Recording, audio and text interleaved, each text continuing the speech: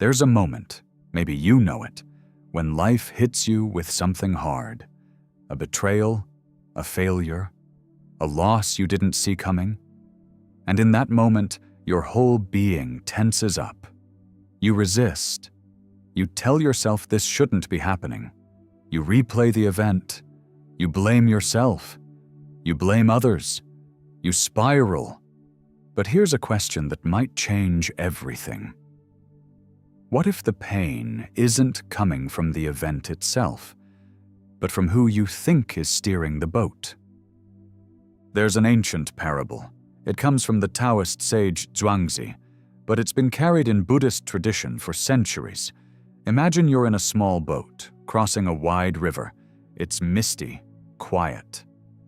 And then, out of nowhere, another boat slams into you. You're furious. You stand up ready to scream at whoever is stupid enough to crash into you like that. But when you look, there's nobody in the boat. It's empty, just drifting. And in that instant, the anger vanishes completely. Why? Because there's nobody to be angry at. The event is the same. The boat still hit you. But without someone to blame, the emotional charge just dissolves. The Buddha understood this deeply. Most of the boats that crash into us in life, they're empty. The criticism, the rejection, the failure, we assign a driver to all of it. We decide someone is to blame. Often that someone is ourselves. And then we go to war, with them, with ourselves, with reality itself. But what if you could see the empty boat for what it is? Why do we do this? Why do we take something painful and make it worse? The mind has a default setting. Avoid pain, seek pleasure. It's biological. When something hurts, the mind immediately labels it as wrong, something to be fixed, escaped, or destroyed. And so we go to war with our own experience. We argue with reality. We replay conversations. We construct alternative timelines where things went differently. But here's what the Buddha understood that most of us miss. Reality doesn't negotiate. What happened, happened. And the energy you spend fighting what already is, that energy doesn't change the past. It only exhausts you in the present. Think about the last time something genuinely painful happened to you. Now ask yourself honestly, how much of your suffering came from the event itself? And how much came from the days, weeks, maybe months you spent resisting it, replaying it, resenting it, wishing it were different? For most of us, the ratio is staggering. The event was 10%. The resistance was 90%. In Buddhist teaching, this resistance has a name. Tanha, craving, thirst, clinging, specifically the craving for things to be different than they are. And tanha, the Buddha taught, is the root of dukkha, suffering, dissatisfaction, the subtle background unease that follows most of us through life. Now, this is where people misunderstand Buddhism. The Buddha didn't say life is suffering. He said there is suffering, and there's a cause, and the cause is this constant grasping, this endless fight with reality. Imagine a river. The water flows downstream. That's life, that's change, that's impermanence. A leaf lands on the water and floats effortlessly with the current. But we're the leaf that gets caught on a branch. We spin, we struggle, we exhaust ourselves trying to stay in one place while the entire river keeps moving. The spiritual path isn't about stopping the river. You can't. The path is about learning to let go of the branch. So how do you actually do this? How do you stop treating every boat that hits you like it had a driver? There's a practice I want to give you. 3 steps. No acronym to memorize. Just a sequence you can run in 60 seconds, the next time you feel the spiral starting. Step 1. Name the resistance. The moment you feel yourself tensing up, the replaying, the resentment, the tightness in your chest, just label it.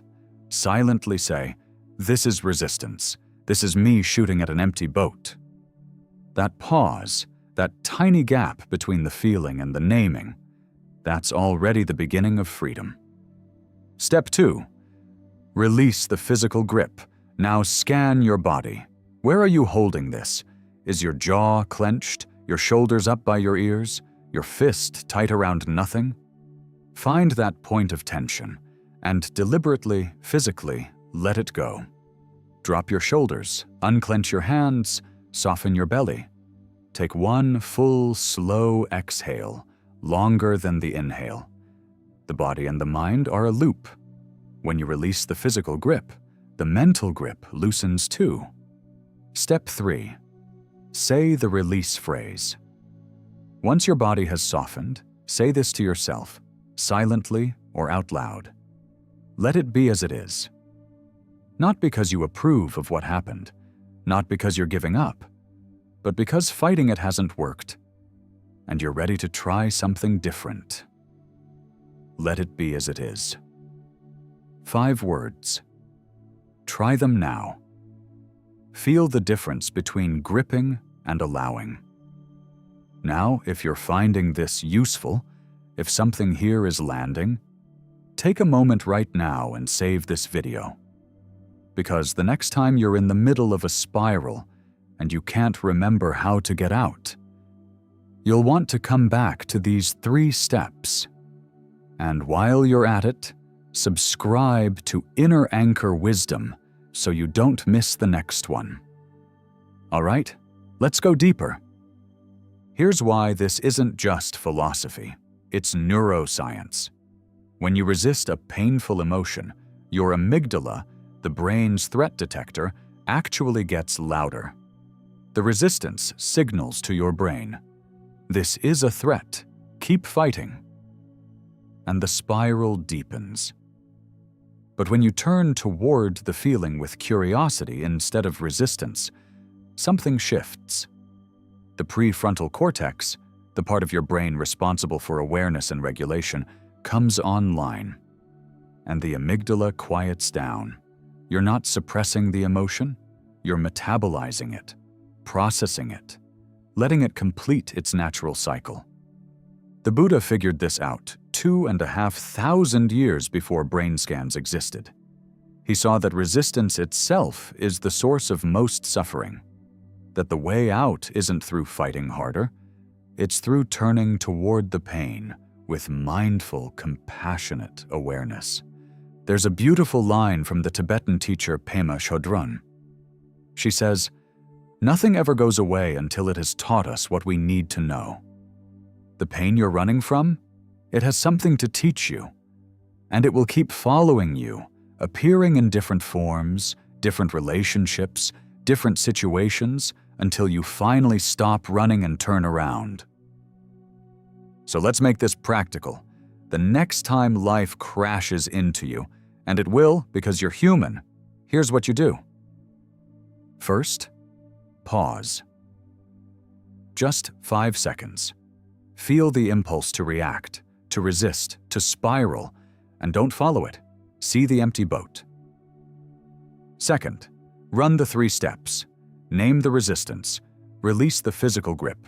Drop your shoulders, unclench your hands, take a long exhale. Then say the phrase, "Let it be as it is."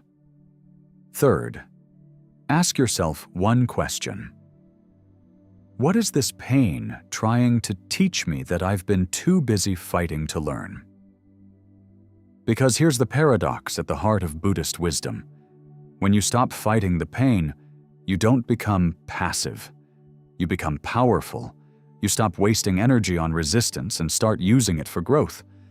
You see the empty boat for what it is, just a boat, just an event, just life happening, and the second layer of suffering falls away.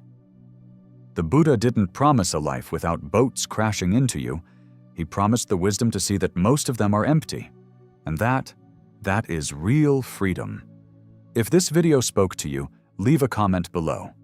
Tell me, what's one empty boat you've been fighting that you're ready to let drift past? I read every comment, and your story might be exactly what someone else needs to hear. Subscribe to Inner Anchor Wisdom for more Buddhist philosophy for the modern mind. New videos every week. See you in the next one.